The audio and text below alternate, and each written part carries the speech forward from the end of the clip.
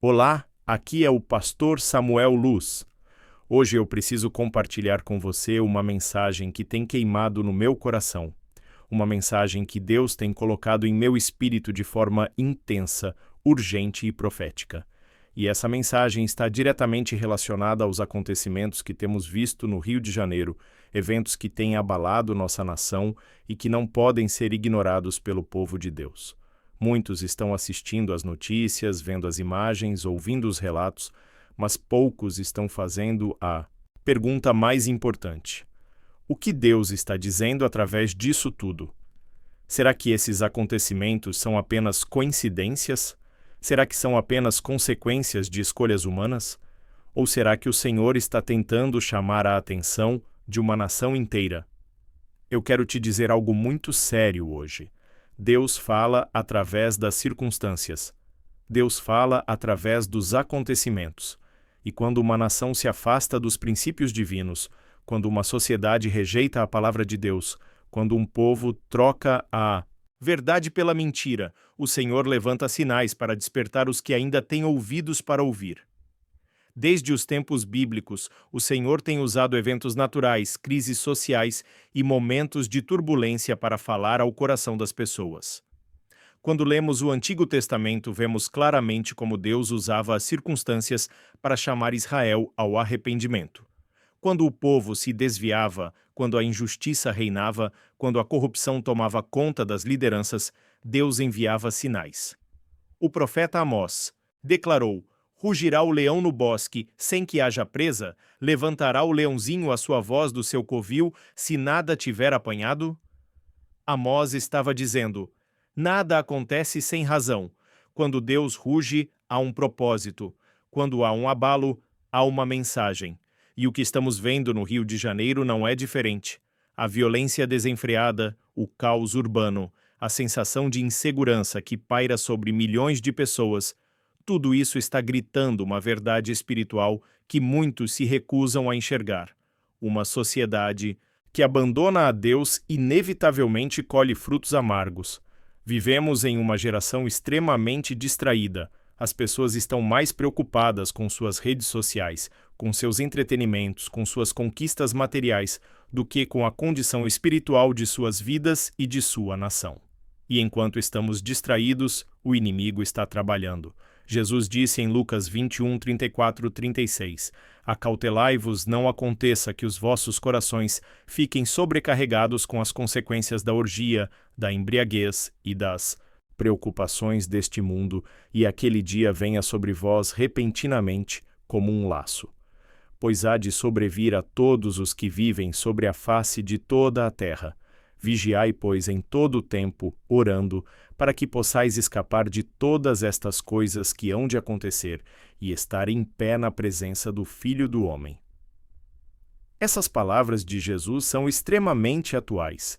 Ele está nos alertando para não deixarmos nossos corações ficarem sobrecarregados com as preocupações deste mundo a ponto de não discernirmos os sinais dos tempos. O que está acontecendo no Rio é um sinal dos tempos. É um alerta de que algo muito maior está em jogo. Não se trata apenas de questões políticas ou sociais, embora elas sejam importantes. Trata-se de uma batalha espiritual pela alma de uma nação. E aqui está o ponto crucial que eu preciso trazer. Qual é a resposta da igreja diante desses acontecimentos? Estamos apenas comentando nas redes sociais? Estamos apenas reclamando da situação política? Ou estamos assumindo nossa responsabilidade espiritual? Segunda Crônicas 7:14 nos dá uma fórmula clara. "Se o meu povo, que se chama pelo meu nome, se humilhar, orar, buscar a minha face e se afastar dos seus maus caminhos, então eu ouvirei dos céus, perdoarei os seus pecados e sararei a sua terra." Perceba que Deus não disse: "se os políticos se arrependerem." Ele não disse: "se os criminosos mudarem." Ele disse: "se o meu povo." A responsabilidade está sobre nós, igreja. A mudança começa no povo de Deus. Nós somos o sal da terra e a luz do mundo, mas o sal que não salga serve apenas para ser pisado, e a luz que não brilha de nada adianta. O que está acontecendo no Rio é, em grande parte, resultado de uma igreja que se tornou morna, que se acomodou, que trocou o poder de Deus por programas religiosos, que substituiu a oração fervorosa por entretenimento gospel. Eu preciso falar sobre arrependimento. Essa palavra caiu em desuso em muitos púlpitos hoje. Muitos pregadores preferem falar apenas sobre prosperidade, sobre bênçãos, sobre vitórias. E essas coisas são importantes, sim. Deus quer nos abençoar. Mas a bênção de Deus vem quando andamos em obediência à sua palavra. João Batista veio preparando o caminho para Jesus com uma mensagem clara: arrependei-vos, porque está próximo o reino dos céus. Jesus iniciou seu ministério com a mesma mensagem: arrependei-vos e crede no Evangelho. O arrependimento não é apenas sentir pena dos nossos erros. O arrependimento verdadeiro é uma mudança de mente que resulta em mudança de atitude. É reconhecer que estávamos errados e decidir andar no caminho certo. É voltar-se para Deus com todo o coração. E o povo de Deus precisa se arrepender. Precisamos nos arrepender da nossa frieza espiritual, da nossa indiferença com o sofrimento do próximo, da nossa omissão diante da injustiça, do nosso conformismo com o pecado. Quando foi a última vez que você chorou pelos perdidos? Quando foi a última vez que você intercedeu verdadeiramente pela sua cidade? Quando foi a última vez que você jejuou buscando o mover de Deus na sua região? Mas eu não vim aqui hoje apenas para trazer um alerta sombrio. Eu vim trazer esperança. Porque onde abundou o pecado, superabundou a graça. Onde as trevas parecem ter o controle, ali a luz de Cristo pode brilhar com mais intensidade. O que está acontecendo no Rio pode ser o começo de um grande avivamento. Sim, você ouviu bem. As maiores manifestações do poder de Deus na história aconteceram em momentos de crise profunda. Quando o povo chegou ao fundo do poço, foi quando clamou mais intensamente pelo socorro divino. Deus está permitindo que vejamos a real condição de uma sociedade sem Ele, para que finalmente acordemos e assumamos nosso papel como agentes de transformação. Ele está removendo as máscaras, expondo as feridas, trazendo à luz o que estava oculto, para que possamos buscar a cura verdadeira. E a cura verdadeira não vem de políticas públicas apenas, embora elas sejam necessárias. A cura verdadeira não vem de mais policiamento apenas, embora seja importante. A cura verdadeira vem quando o Espírito Santo é derramado sobre um povo, quando corações são transformados pelo poder do Evangelho, quando vidas são restauradas pelo amor de Cristo. Nunca subestime o poder da oração. A Bíblia está cheia de exemplos de como a oração mudou o destino de nações inteiras. Quando Nínive estava marcada para a destruição, o jejum e a oração de todo o povo moveram o coração de Deus, e a cidade foi poupada. Quando o rei Ezequias recebeu uma sentença de morte, ele orou, e Deus adicionou 15 anos à sua vida. Quando Pedro estava preso e prestes a ser executado, a igreja orou, e um anjo o libertou sobrenaturalmente.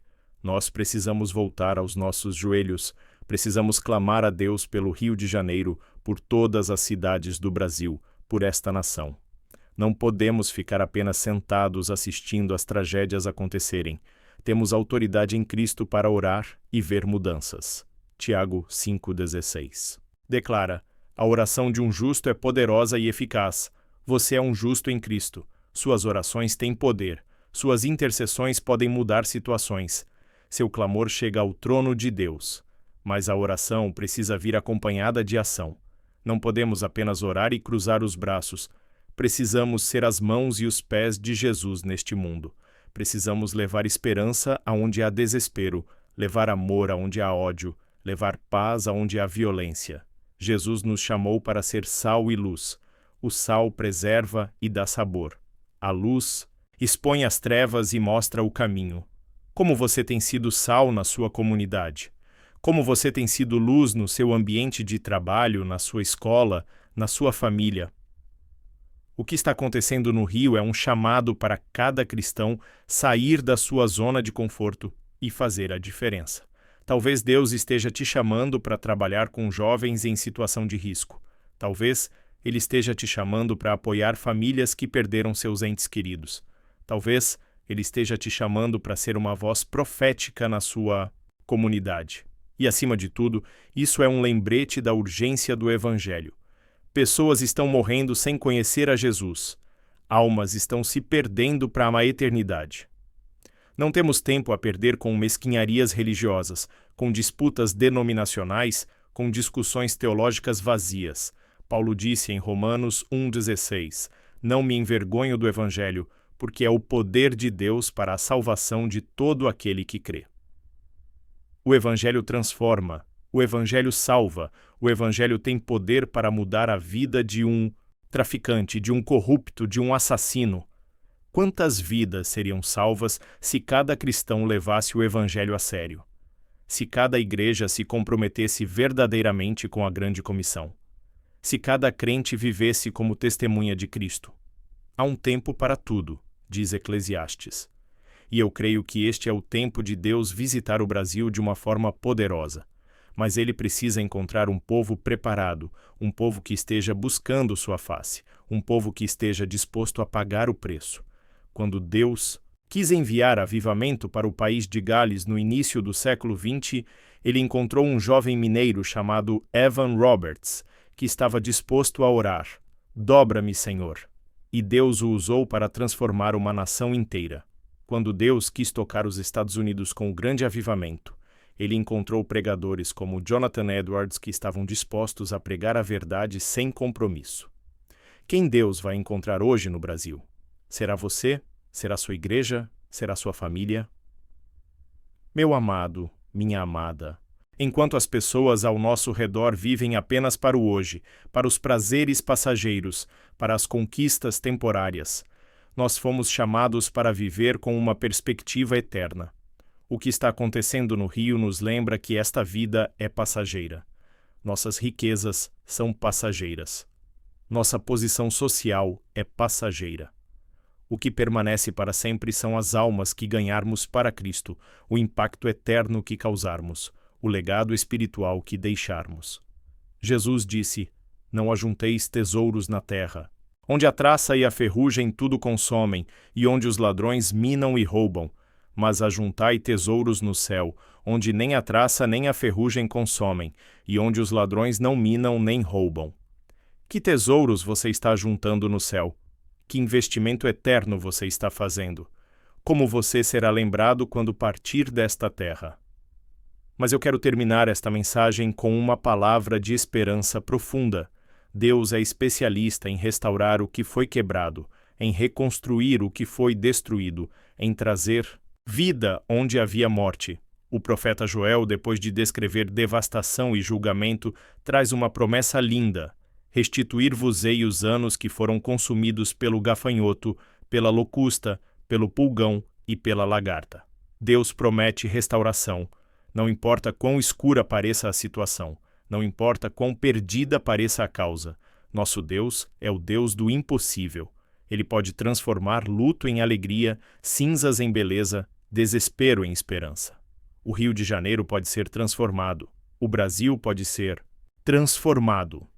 Mas isso começa com você e comigo, com a Igreja de Jesus Cristo assumindo sua posição, levantando-se em fé, orando com fervor, vivendo com santidade e pregando o Evangelho com ousadia.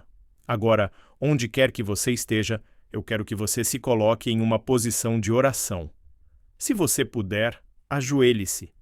Se estiver dirigindo ou em algum lugar onde não possa se ajoelhar, apenas incline seu coração diante do Senhor. Vamos orar juntos. Pai amado, em nome de Jesus, nós nos curvamos diante da Tua presença neste momento. Reconhecemos que Tu és soberano sobre todas as coisas, que Tu és o Senhor sobre esta nação, sobre o Rio de Janeiro, sobre cada cidade e cada vida. Senhor, nós clamamos a Ti pelo Brasil. Clamamos pelo Rio de Janeiro. Clamamos por todas as famílias que estão sofrendo, por todas as vidas que foram perdidas, por todos aqueles que vivem em medo e angústia. Pai, nós nos arrependemos em nome desta nação. Nos arrependemos pela corrupção, pela violência, pela injustiça, pela indiferença. Nos arrependemos por termos nos afastado dos teus caminhos, por termos rejeitado a tua palavra, por termos substituído a tua verdade pela mentira. Senhor, nós clamamos, derrama do teu Espírito sobre esta nação. Visita o Brasil com tua glória. Que um avivamento genuíno comece, um avivamento que transforme corações, que restaure famílias, que cure nossa terra. Levanta a tua igreja, Senhor. Desperta teu povo. Remove de nós toda a mornidão, toda a acomodação, todo conformismo. Enche-nos com o teu Espírito Santo, com poder, com ousadia, com amor ardente pelas almas perdidas. Tocamos nas autoridades desta nação, em nome de Jesus. Que tu concedas sabedoria aos governantes, discernimento aos líderes, coragem àqueles que lutam pela justiça. Pai, protege as famílias, protege as crianças, protege os inocentes. Expõe as obras das trevas e faça brilhar a tua luz. Que todo joelho se dobre e toda língua confesse que Jesus Cristo é o Senhor. Nós declaramos restauração sobre o Rio de Janeiro. Declaramos paz sobre as comunidades. Declaramos salvação sobre as vidas. Declaramos que a tua glória cobrirá esta terra, assim como as águas cobrem o mar. Use-nos, Senhor, como instrumentos do teu propósito. Que cada pessoa que ouviu esta mensagem seja transformada e se torne um agente de mudança onde estiver. Que tua vontade seja feita na terra como é no céu. Tudo isso pedimos, tudo isso declaramos, tudo isso clamamos em nome de Jesus Cristo, nosso Salvador, e Senhor, amém e amém. Que Deus abençoe você poderosamente, que Ele use sua vida para transformar esta nação, e que você nunca se esqueça.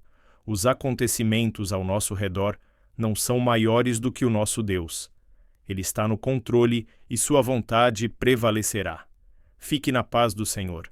Aqui é o pastor Samuel Luz e eu creio que dias de glória estão chegando para o Brasil. Deus abençoe você.